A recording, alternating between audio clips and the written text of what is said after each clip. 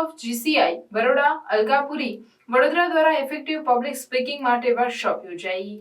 Junior JC wing of JCI Baroda Alkapuri દ્વારા ઉનાળુ વેકેશનના સમયગાળામાં બાળકો અને યુવા વર્ગને અસરકારક વક્તા કેવી રીતે બની શકાય અને પોતાના વિચારોને અસરકારક રીતે જાહેર મંચ પર કેવી રીતે રજૂ કરી શકાય એના માટેનું એક દિવસનું વર્કશોપનું આયોજન કરવામાં આવ્યું હતું। આ વર્કશોપમાં 12 વર્ષથી 18 વર્ષના 28 જેટલા બાળકોએ ભાગ લીધો હતો।